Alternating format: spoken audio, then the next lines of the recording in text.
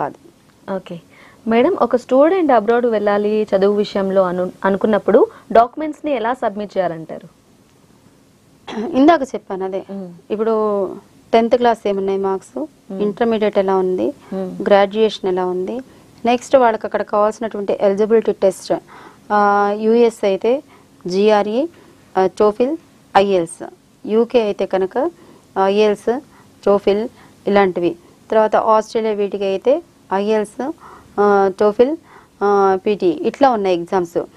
ఇలాంటి ఎగ్జామ్స్ అన్నీ కూడా వాళ్ళు కంప్లీట్ అయ్యాయా లేదా, దానివల్ల వాళ్ళ యూనివర్సిటీలోంచి ఎంత స్కాలర్షిప్ వస్తుంది ఏంటి ఇవన్నీ చూసుకోవాలి.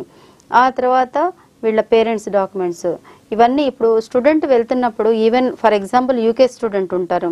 యూకే స్టూడెంట్ ఉన్నప్పుడు వాళ్ళకి ఒక అడ్మిషన్ పార్ట్ అయిపోయినాక క్యాష్ ఉంటుంది. క్యాష్కి వచ్చే వరకు ఫండ్ ఎక్కడి నుంచి వచ్చింది, పేరెంట్ నుంచి వచ్చింది అంటారు. దానికి ప్రూఫ్ చూపించాలి కంపల్సరీ. ఎక్కడి నుంచి వచ్చింది వీళ్ళకి, వాళ్ళ ఐటీ రిటర్న్స్ ఏంటి, ఇవన్నీ సబ్మిట్ చేయాలి.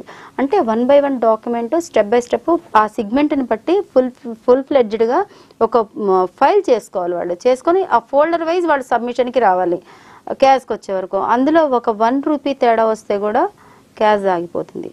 ఓకే. మళ్ళీ ఆ క్యాష్ వచ్చాక 28 days same balance they should maintain in the account. దానితోటి వాళ్ళకి మళ్ళీ వీసా వస్తుంది. అంటే ఇట్లా ఒక్కొక్క దానికి ఒక్కొక్కటి ఉంది. అలాగే ఇందాక చెప్పాను, ఎప్పుడైతే మంచి యూనివర్సిటీ ఉంటుందో లోన్ తొందరగా వస్తుంది. లోన్ తొందరగా రావాలంటే ఈ పిల్లలకి జిఆర్ఈ, ఐఎల్స్ ఇలాంటివి ఎట్లా ఉంటాయో దానివల్ల వస్తుంది. ఆ లోన్ వచ్చాక వీసా తొందరగా వస్తుంది. వీసా తొందరగా వస్తే వాళ్ళు తొందరగా వెళ్ళగలుగుతారు.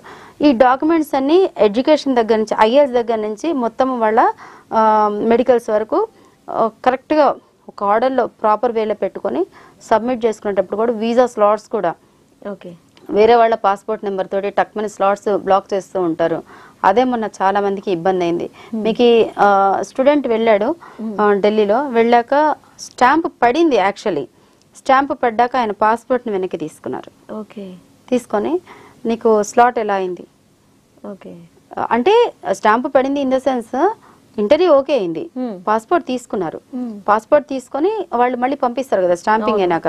సో ఓకే అయిపోయినాక వీళ్ళు నువ్వు స్లాట్ ఎలా బుక్ చేసుకున్నావు, ఎక్కడి నుంచి అయింది, ఎవరు చేస్తారు, ఈ క్వశ్చన్ వచ్చే వరకు స్టూడెంట్ తడబడిపోయాడు.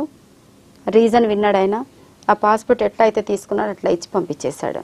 అంటే ఆల్మోస్ట్ 100% సక్సెస్ అయిపోయింది, 100% రిజెక్ట్ అయిపోయింది. ఓకే. సో ఈ వీసా అక్కడ దాకా వచ్చి కూడా రిజెక్ట్ అయిపోయింది. వీసా స్లాట్స్ కూడా అక్కడ దాకా ఏముంది, ఇప్పుడు వీసా తీసుకొని అక్కడ ఫ్లై అయ్యి వెళ్ళిన వాళ్ళు కూడా డిపోర్ట్ అయ్యి వచ్చిన వాళ్ళు ఉన్నారు కదా. కానీ వాళ్ళకన్నా ఇతను నయమే. వాళ్ళైతే 5 years బ్యాన్ చేశారు, ఇతన్ని మాత్రం ఓన్లీ ఇక్కడ నుంచి వాపస్ పంపారు.